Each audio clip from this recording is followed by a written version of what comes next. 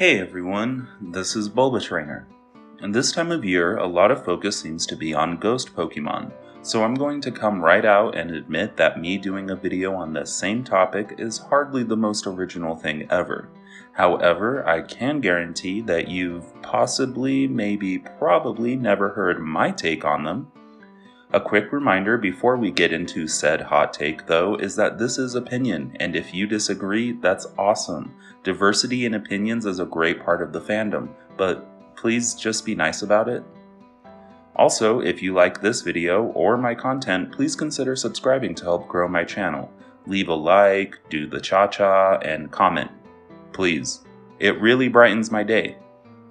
Especially the cha-cha bit. Ghost is one of my favorite types and has produced some of my favorite Pokemon. Have you checked the shirt on my avatar? I need a new avatar. They usually come with some of the most interesting lore, and even though kids series, yada yada, they usually also have the creepiest. No joke, Jellicent creeps me out to no end. Why does it have to try and look human? But aesthetics aside, the ghost Pokemon are also a rarer type, only beaten by ice in terms of the lowest number of species, and that's part of what was so attractive about them in the first two gens, and why, even though Duskull made it to my shirt, Haunter is still probably my favorite overall. Or would it be Mimikyu? Damn, I love the ghost types. But as time has gone on and they've added more ghosts to the mix, something seems a bit off. So, when I was a kid and there was only the Ghastly line and Misdreavus, because Mismagius didn't come out until later, it was easy to assume what ghost Pokemon were. We already knew because of Lavender Town that Pokemon could and did die, and because the most iconic ghosts up until that point hung out at that same cemetery, saying they were actual ghosts seemed realistic enough. Even Misdreavus being placed in Mount Silver kind of made sense, because the entire point of Mount Silver is to be a super dangerous place that you can't even go to until you have 16 badges, and I mean, it's macabre, but I'm sure its dangerous reputation isn't because trainers get overwhelmed with hugs and kittens, and Misdreavus is kind of the result of people dying up there. I mean, it is a severed head. But then Generation 3 came out, and we had Duskull, who's a nice little spirit, and Shuppet, who looks so much like a regular ghost, and the Hopkinsville Goblin? Wait, what? That's not a ghost. And then we got Golett and Golurk, Alolan Marowak, Desugii, Hoopa, Lunala, and Oricorio, and also Giratina, and I guess Blacephalon. But the Ultra Beasts are weird, so I won't hold this typing against it too much. None of the ones just listed are obvious ghosts, and I think this causes a bit of confusion. I mean, Giratina is the banished legendary, but it's not a ghost. And what, did your Dartrix die while evolving? I really doubt it.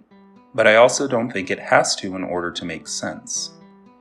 So if you've watched some of my previous videos, I thank you. But you also might have noticed that I like religion, and have discussed religion in the Pokemon world multiple times.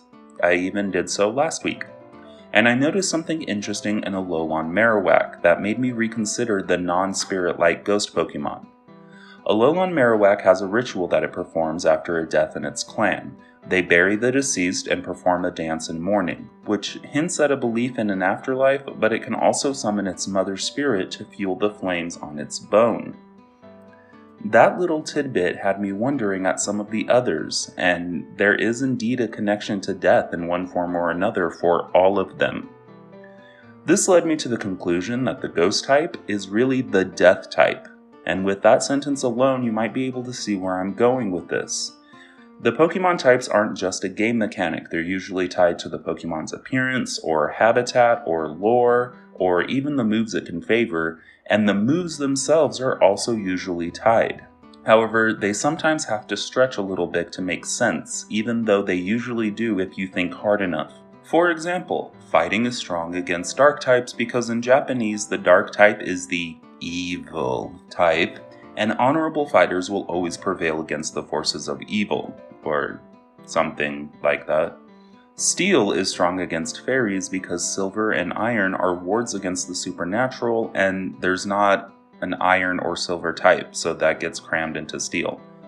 Maybe death type is a little too strong to include in a game, but the implications are there. So the first clue we get is the most obvious one. A lot of ghost Pokemon are, well, ghosts. The Ghastly line, the Duskull line, Yamask, they appear to be actual ghosts, and their Pokédex entries reference that fact. For example, Gengar is said to try and kill people because it was once human, and I guess that's what former humans do. But actually it's because it misses the human company. Someone dies and it becomes a Ghastly, which eventually evolves into Gengar, and that Gengar then tries to create more. It's like the circle of life, only death. And how do we know that Ghastly, Haunter, and Gengar are ghosts? Well, because we know the Marowak in Pokemon Tower was an actual ghost, and guess what you need in order to view her properly? The Sylph Scope. Guess what item is also needed to view Ghastly and Haunter and properly battle and catch them? That's right, the Griseous Orb, I mean the Sylph Scope. Even for the Pokemon who aren't just wandering spirits, a fair number are possessed objects. Shuppet and Bayonet are possessed Teru Teru Bozu and a doll respectively. For those who don't know, Shuppet can be a hand puppet if you like, but this is a Teru Teru Bozu, and Shuppet's Japanese name is Kage Bozu or Shadow Bozu, and this is where it comes from. Anyway, we also have the Sinistea line, the Phantup line, and the Honedge line as examples of possessed objects.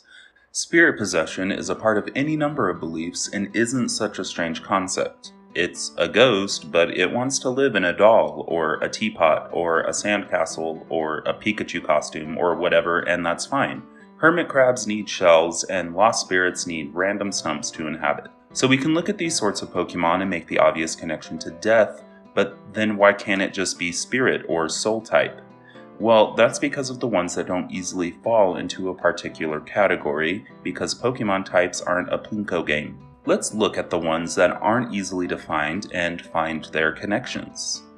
Galarian Corsola isn't a ghost yet, that's what its evolved form is, but it is a dead piece of coral, the result of coral bleaching, which is actually a very real problem that we should probably discuss. Oricorio is a necromancer and can use its dance to summon spirits. The relation to geisha isn't exactly clear, but it could be a commentary on the profession itself being in decline in Japan due to a variety of factors, or it could have just been chosen for the aesthetics.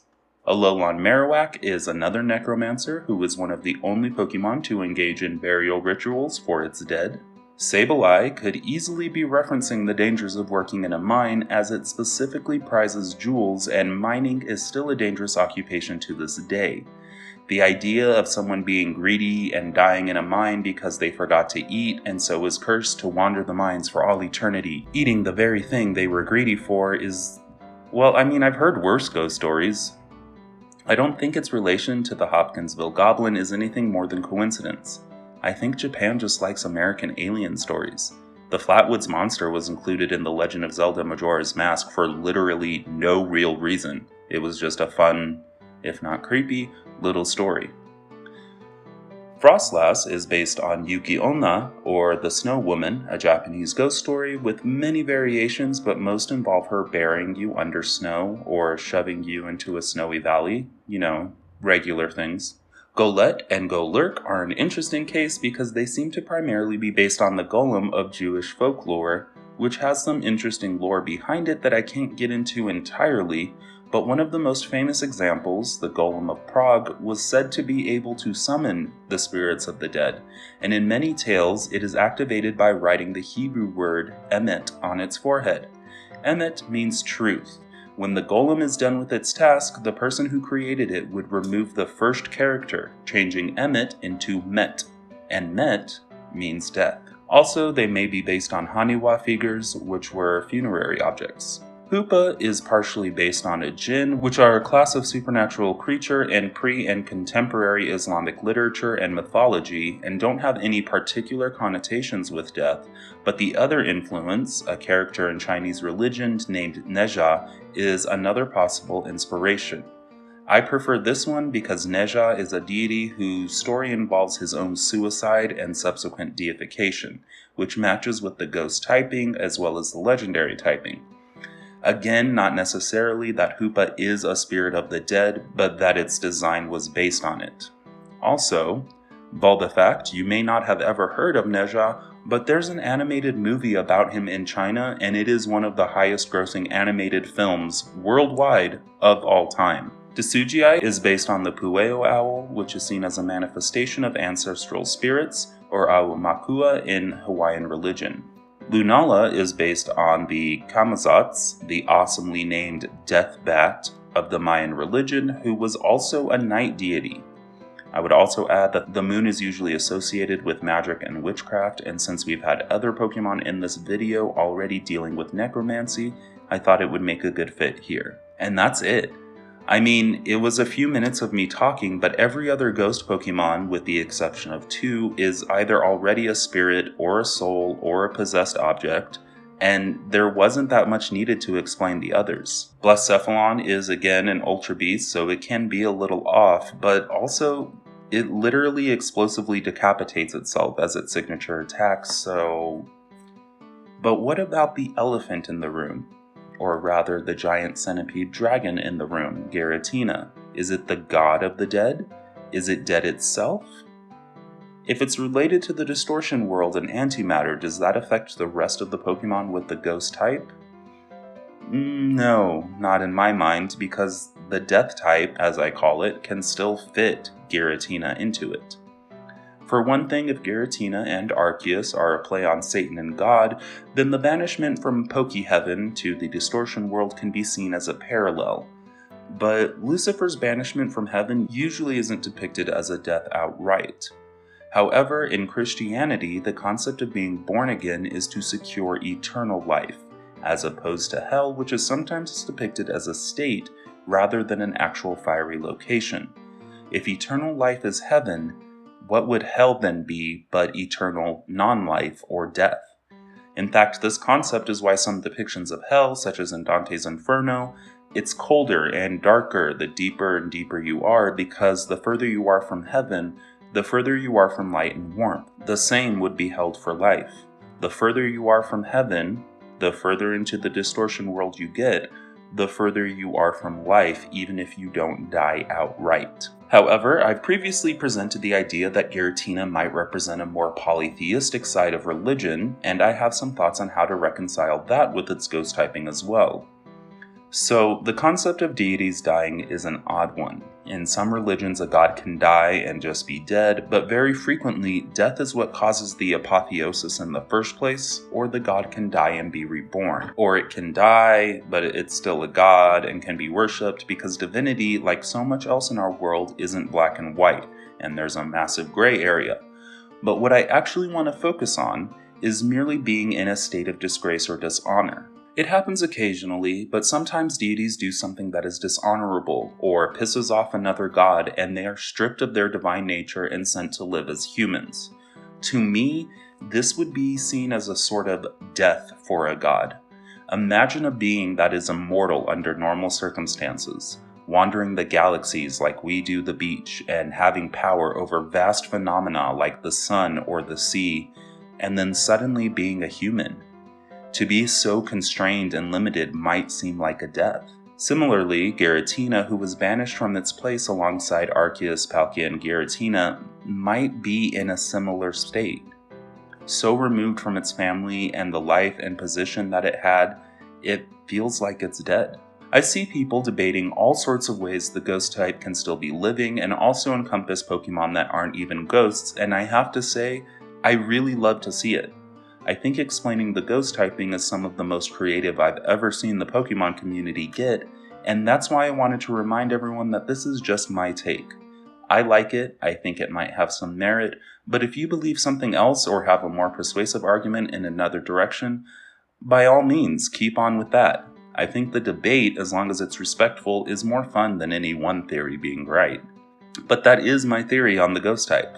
It's a bit of a misnomer, and it should be called the death type, because every one of the Pokemon can comfortably fit into the type if that was the case. I had a lot of fun with this video, and since this video will mark 6 months of me being on YouTube, I really wanted to thank everyone who's been there with me. I really wish that we weren't in a place where my first video on COVID was still somehow necessary, maybe even more so, but you all have certainly been a bright spot through it all. If you'd like to be with me on this journey exploring the mysteries of the Pokemon world for another 6 months, don't forget to subscribe and share and like to help me grow. I will see you all next time. Thank you for watching and stay safe.